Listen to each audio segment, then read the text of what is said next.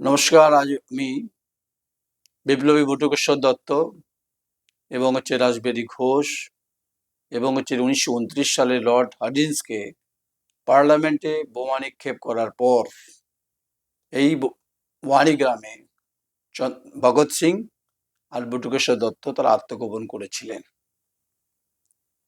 খণ্ডঘোষের বিধায়ক আপনাকে বলছি, এখন সেখানে সাপের বাস। শুধুমাত্র বাড়িটুকু হয়েছে, তার পর্যাপ্ত কিন্তু তথ্য এই মুহূর্তে নেই, যা ইতিহাসে ছাত্ররা বিমুখ হচ্ছেন। এটা এবার আমি ইস্যুতে রাখবো, ভোট প্রচারে, মানে আমার যে কভারেজ, যেটা প্রচার নয়। আমি তো কোনো দলের সমর্থক নেই, আমাকে বিজেপির তকমা লাগাবেন না। আমি তৃণমূলের কাছে তামাক খাইনি, আর সিপিএমের কাছে আমি কিন্তু রসনাদীপ্ত মালাই খাইনি। তাই আমি কখনো কখনো অনেক সময় কথা বলি, এগুলো আপনাদের গায়ে লাগে। আমি কিষাণ মান্ডির অবস্থা জানতে চেয়েছি, ওখানকার লোদনা টোলের কি অবস্থা সে জানতে চেয়েছি। ওখানে প্রচুর ট্রাক্টর আছে যারা প্রতিদিন পুলিশের অত্যাচারের মধ্যে রয়েছে। ট্রাক্টর বৃষ্টি তাদের 50, 100, 200, 500 করে চলে। এখানে পাথর পেরোলে পুলিশের অত্যাচার আছে, আপনার দলের ইনভলভমেন্ট আছে, এগুলো তো আছেই আছে। তো বহু চেষ্টা আপনার বিভিন্নভাবে হয়েছে, মাফ করবেন। তো তাহলে আপনি উত্তর দিলেন না, আর আপনি ভাবলেন, শুনুন আপনাকে আমি বলি, আপনি তো বাচ্চা ছেলে। আপনি পশ্চিমবঙ্গে যারা সংসদীয় গণতন্ত্রের যারা দীর্ঘদিন ভূমিকা পালন করেছে, তাদের সঙ্গে আমার কিছু না কিছু সময় সখ্যতা সাংবাদিকতার ক্ষেত্রে তৈরি হয়েছিল। যে ডিফেন্ড করতে পারে, যে ঠিকঠাক ব্যাটিং করতে পারে, উত্তর দিতে পারে, সেই হয় বীর পুরুষ। আর যারা উত্তর দিতে পারে না, তারা কাপুরুষ। অথচ ভোটটা যখন চেয়েছিলেন গলায় গামছা দিয়ে, ওয়ারি হোক, অকৃত হোক, দইচান্দা হোক, ওদিকে বাইরগন্না হোক, খানো হোক, বিস্তীর্ণ অঞ্চলে যখন আপনি গলায় গামছা দিয়ে যান যে ভোটটা আমাকে দিন, এবার পান করে দিন, কিন্তু কথা রাখেননি আপনি। আমি আপনাকে বলছি, আপনাকে সম্মান দিয়ে বলছি, আপনি যে সমস্ত ফান্ডের টাকা কিভাবে খরচ করেছেন, তার তো উন্নয়নে পাচারি আছে। আমাকে ডাকুন একবার, দেখে আপনি একটু বসুন, ইন্টারভিউটা করুন। এখন দল আপনাকে কি করবে সেটা দলের ব্যাপার। তার জন্য আমাকে বিজেপির তকমা লাগাবেন না। আপনাদের 3জন বন্ধু আছে, ত্রয়ী, মানে 3 মূর্তি। ও 3 মূর্তির সঙ্গে তো আমি লড়াই বুঝে নেবো। সাংবাদিকতার গণতান্ত্রিক যে পদ্ধতির যে ফিলসফি, সেটা আমি আপনাদেরকে পড়িয়ে দেবো। আমি খুব একটা খারাপ স্টুডেন্ট নই কিন্তু। তাই শিক্ষাক্ষেত্রে দুর্নীতি, ওয়ানি উচ্চ বিদ্যালয়ের ভোকেশনাল কোর্সে আর্থিক দুর্নীতি আমি ওপেন করেছিলাম। তাই প্রাক্তন প্রধান শিক্ষক, আপনাকে বলছি, ভাববেন না আপনি রেহাই পেয়ে যাবেন। 2025 বর্ষাকাল গেছিলাম, উত্তর দিতে পারেননি। হাসানুজ্জামান হচ্ছে ওখানকার ফিরোজ, আর হাজারি হচ্ছে ওখানকার 3জন। তিনি তার বোধহয় শিক্ষাগত যোগ্যতা নেই, সমস্যা নেই। বাকিদের তো মেদিনীপুরে নাকি অভিযোগ আছে শুনেছি। এক একজন পঞ্চায়েতে বড় বড় নেতা মাতব্বর এটা। আর শুনুন, আপনাদের বলছি, এই প্রায় 3 কোটি টাকার দুর্নীতি ভোকেশনাল কোর্সে, ইনস্ট্রুমেন্ট ভোকেশনাল কোর্সে বাইরে আউটসোর্সিং। এখন খাতাপত্র জেরে ঠিক করে নিয়েছেন আপনারা। যেহেতু নয়ন রায় আপনার সংবাদটা করেছিল 5ই অক্টোবর, যে আমাকে ভিজিয়েছিলেন না, ওখানকার যিনি, ভেবেছিলাম অত্যন্ত সৎ ব্যক্তি, তিনি মামলা প্রত্যাহার করেছেন। যাই হোক, আপনার সঙ্গে তো আমার মোকাবিলা পরে হবে নিশ্চিত। তখন আমি আপনার নাম করছি না, নাম করতেই পারি, কিন্তু আমি করবো না নাম।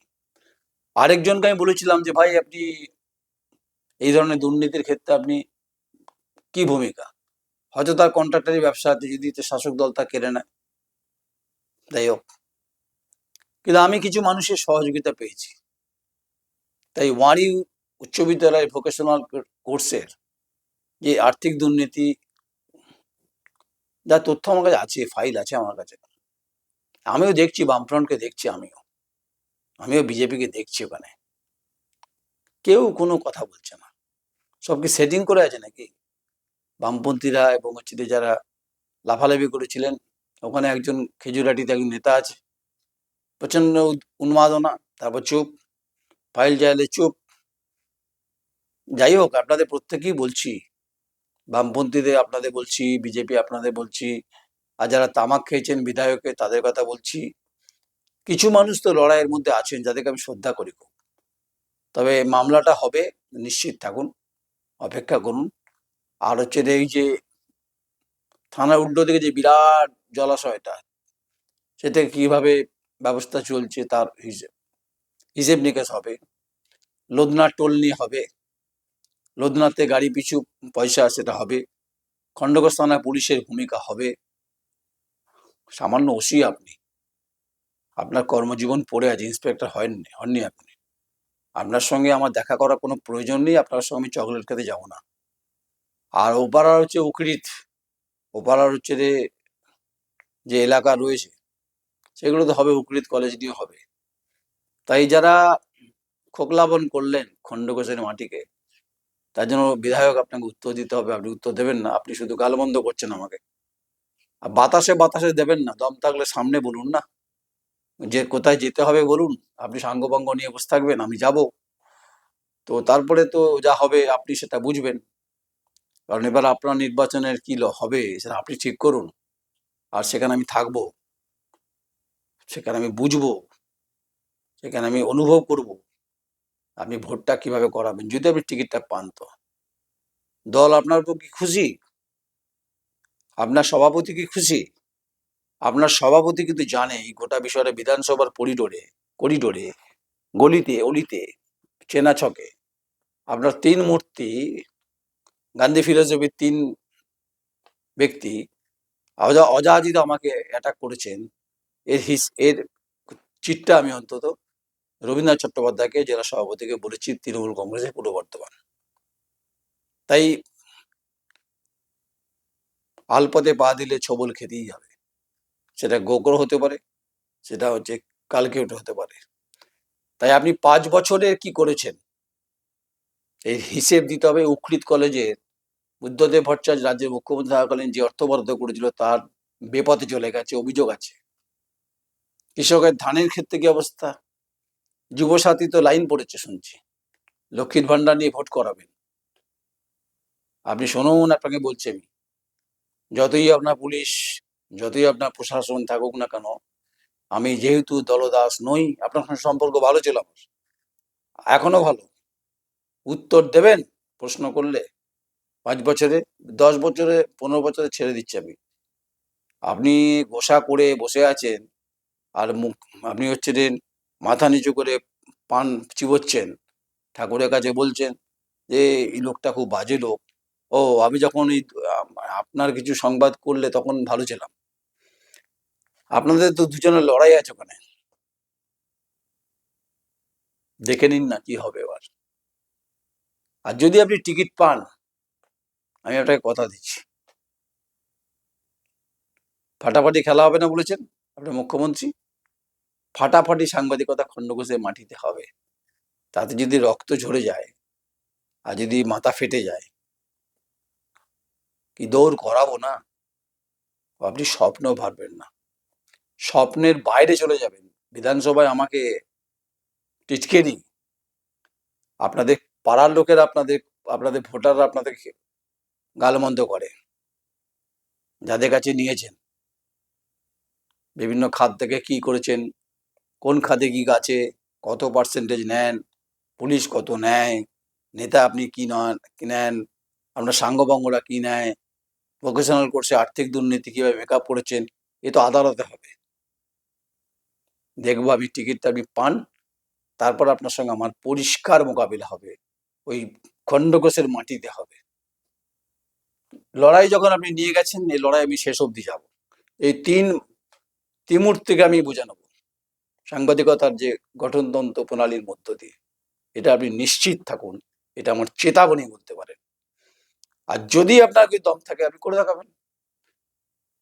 ওয়ানি উচ্চ বিদ্যালয়ে আর্থিক দুর্নীতি হয়েছে ভোকেশনাল ট্রেনিং এর, আর যে আমাকে ভিজিয়েছিলেন যিনি মেন আন্দোলন করেছিলেন, হাইকোর্টে মামলা করেছিলেন, আপনার সঙ্গে কোনো সেটিং হয়েছিল,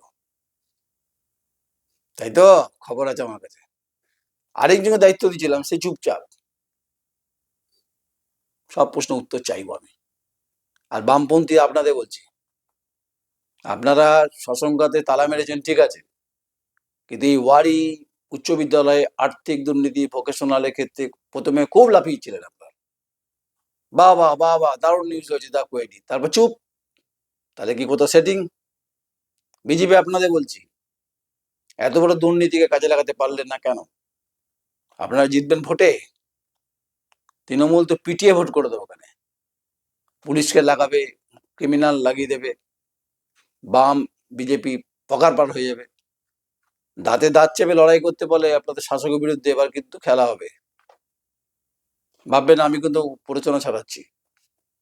তাই তাঁতিপাড়াতে আপনার বাড়ি, তাঁতিপাড়া যাব চা খেতে, কথা হবে, যা প্রশ্ন যা প্রশ্নের উত্তর দেবেন। আর যদি আপনি কিছু প্রবচন শোনান বাংলা ভাষায়, সেই প্রবচনের আমি খুব ভালো প্রবচন বলতে পারি, এমন প্রবচন করবো আপনি ঘুমিয়ে যাবেন।